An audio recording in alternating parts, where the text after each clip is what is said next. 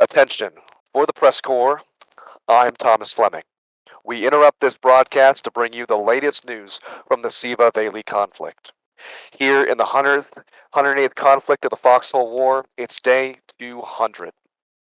In the wake of an incredible push by the Wardens, Colonial forces counterattack, taking recently held territory and attempting to stabilize the front. Active combat is prevalent east, west, and center on the line, with this reporter giving activity tonight from interviews carried out across the Warden line. A reminder that the Press Corps is focused on Abel Shard.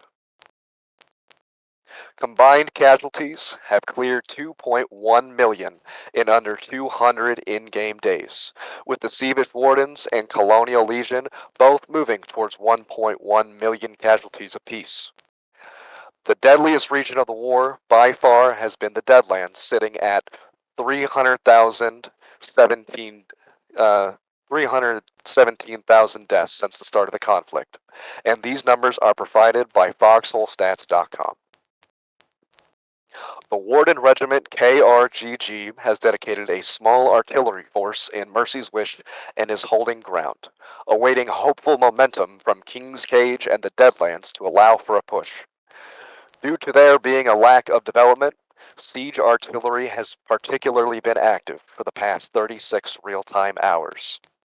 They have been attempting to suppress the Colonials from making any efforts to turn the tide of the war by taking the bridge at Mercy's Wish. This unit, though remarking support from their logistics corps, notes that their main force of KRGG remains active elsewhere. This particular unit has remained here since day one of the war and remains dedicated to holding the line. Things have remained stagnant here since the start of the war, but that may change at any moment. Notably, all of these men are family men and close friends from Siva, watching across the bridge and waiting for the tides of war to turn. In Westgate, the Colonials have pressured the Wardens, making erratic pushes and partisan efforts. Here, the Warden Regiment Lambda is enjoying newly developed artillery to counter the push, attempting to shell Colonial bases directly. Lambda quick reaction forces have been making an effort to stabilize the rapidly changing front line for over 50 hours straight. Longstone remains under Warden control, with the front being remarked as finally slowed down. Tazewell Point has been an incredibly bloody area. Members of the Warden Navy are active here as well, supporting the artillery and infantry holding the coastal region. The fate of the front in Westgate remains in the balance as both sides attempt to break through.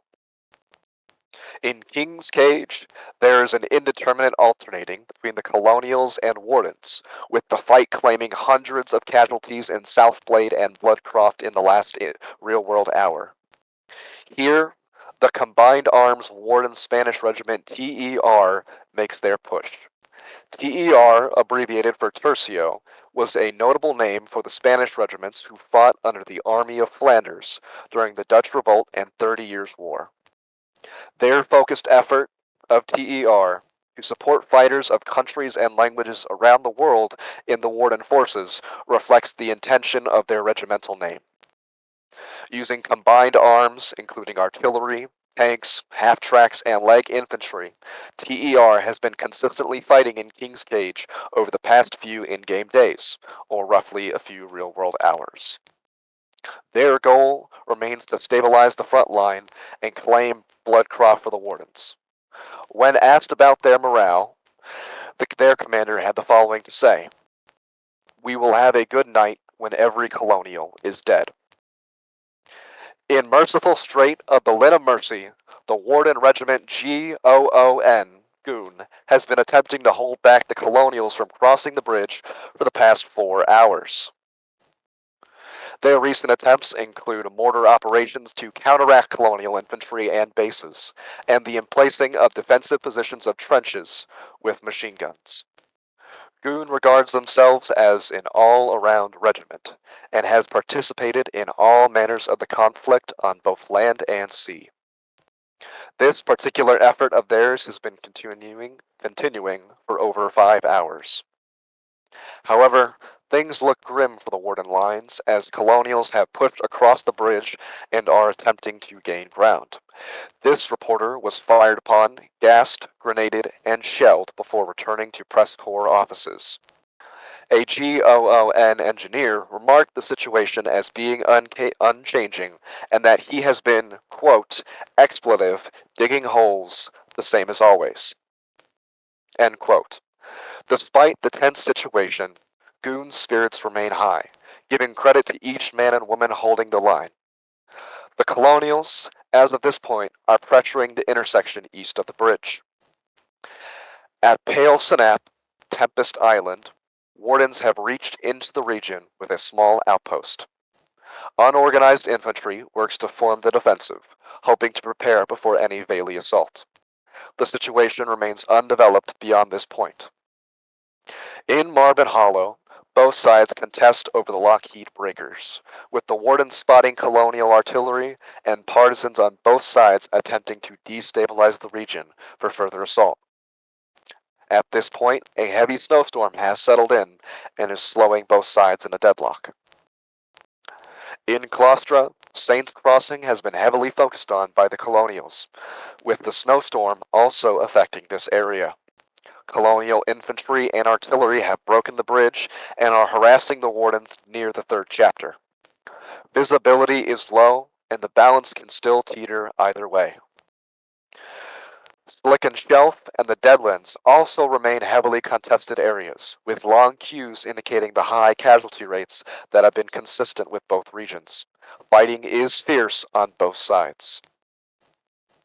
To be reported on at a later time, Colonial investigations have been made into infamous construction reported at Sableport in the past real-world day. The Warden Regiments, Lambda, and 11 ERC plan to cooperate in working to break the defenses of Sableport. Snowfall is reported in Tempest Island, Slicken Shelf, the Claustra, and Marvin Hollow. Go to PressCorpsGaming.com/weather for the latest weather readings gathered by our volunteer Storm Chaser Corps, and become a Storm Chaser yourself. Rocket level is at level 5, and we do not see any signs of buildup. For the PressCorps, I'm Thomas Fleming. Good night and good fight. The PressCorps is an all-volunteer creative collective of reporters, broadcasters, artists, and more from the MMO video game Foxhole, developed by Siege Camp. Our mission is to engross our audience in and amplify the stories of this unique war ecosystem. The PressCorps was founded in 2018 by former Planetside 2 Radio Free Auraxis host, CaptainInArms. It is a separate community entity and is not officially representative of Siege Camp. For more information, visit our website at PressCorpsGaming.com. That's PressCorps Gaming.com.